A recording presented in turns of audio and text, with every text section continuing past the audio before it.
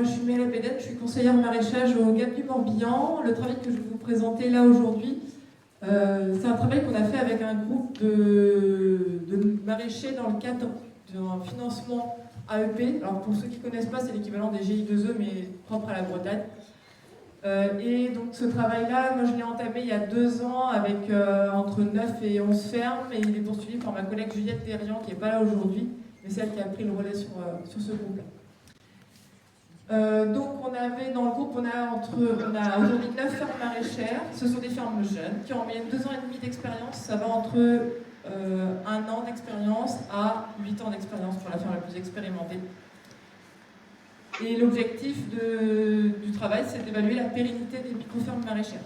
Donc ça a été fait suite à plusieurs groupes d'échange, portes ouvertes, où on a quand même, sur des micro-fermes, où on a eu jusqu'à une porte ouverte 150 personnes. Donc on s'est dit qu'il y avait quand même un boulot à faire et un travail à monter en groupe pour les micro-fermes. Donc les objectifs, c'est d'optimiser, il y a 2 objectifs dans le groupe, d'optimiser les itinéraires techniques des cultures densifiées et d'optimiser la viabilité des fermes. Donc pour ce faire,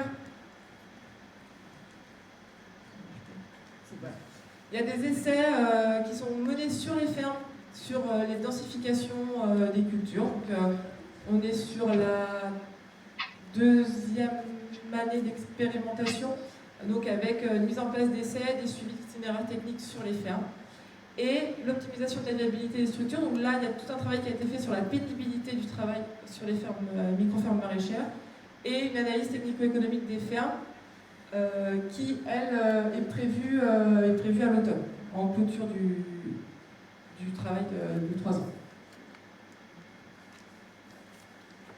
Donc sur la partie pénibilité,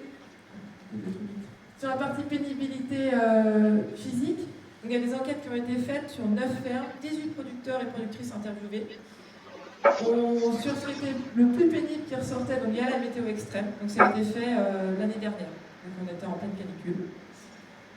La pose des toiles et des bâches, la partie récolte récolte des cultures, les allers-retours entre le champ et la station de lavage, à la boîte, et la répétition des postures. Donc ça, c'est ce qui ressortait comme étant le plus pénible physiquement, avec après tout ce qui était désherbage, poste de charge régulier, gestion des voiles toujours, et gros chantier, que ce soit récolte, semis ou plantation. Suite à ce travail d'enquête et d'identification des postes les plus pénibles, l'idée c'était de travailler avec les groupes sur justement comment améliorer ça. Donc ça a été fait en 2 étapes. Donc ça a été fait en 2 étapes, je vais quand même vous expliquer un peu comment ça a été fait.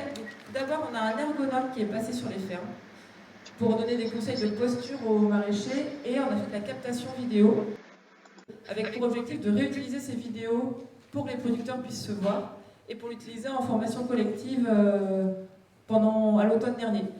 En fait, ce que je voulais vous présenter, c'était surtout ce travail-là collectif. Donc on a fait une analyse collective des vidéos, et avec l'ergonome, on a travaillé sur la mise en place de routines d'échauffement et d'étirement. Donc la routine d'échauffement avant la journée de travail et d'étirement en fin de journée de travail, qui est compliqué à mettre en œuvre sur les fermes, pour être honnête.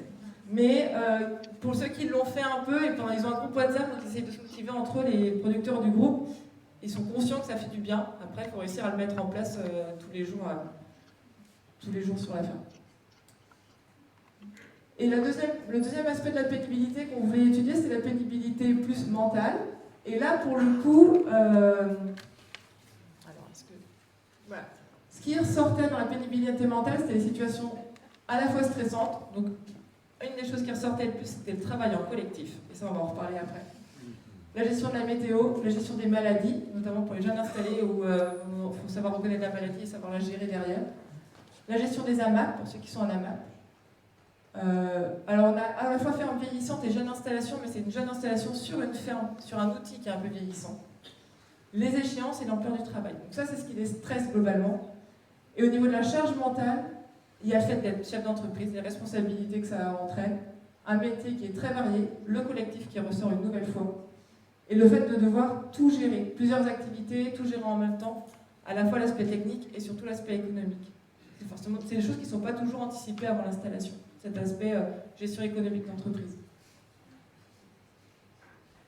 Et donc sur cet aspect collectif, nous, ça nous pose question aujourd'hui, et je vais vous expliquer un peu pourquoi. On a beaucoup de projets d'installation qui sont en collectif, et là, sur les fermes du groupe, on avait 8 fermes collectives au début du projet. On a aujourd'hui une ferme où il y a eu un changement d'associé qui a acté au bout d'une année et demie sur la ferme, je pense. 2 fermes avec un arrêt d'un ou plusieurs associés, donc ça veut dire que la ferme continue à tourner mais avec un effectif qui a varié. Une ferme avec un projet d'arrêt de plusieurs associés, donc ça c'est sur 4 des 8 fermes du collectif. Sur les 4 autres fermes collectives où il n'y a pas eu de mouvement, 2 sont les installations en couple, et 2 ont fait un gros travail sur la mise en place du collectif avant l'installation et ne sont aujourd'hui qu'à une année de recul sur l'installation collective. Donc nous, ça nous pose vraiment question. Au-delà de l'aspect micro-ferme, il y a aussi l'aspect installation en collectif sur les micro-fermes.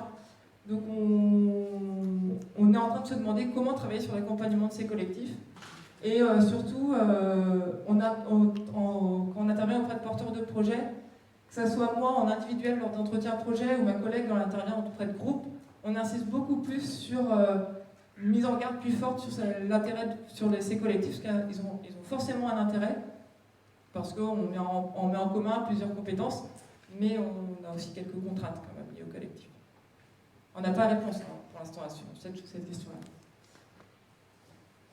Et en conclusion, c'est pour l'instant un travail qui débute sur tout ce qui est pénibilité, ergonomie. L'ergonome, il repasse sur les fermes cette année.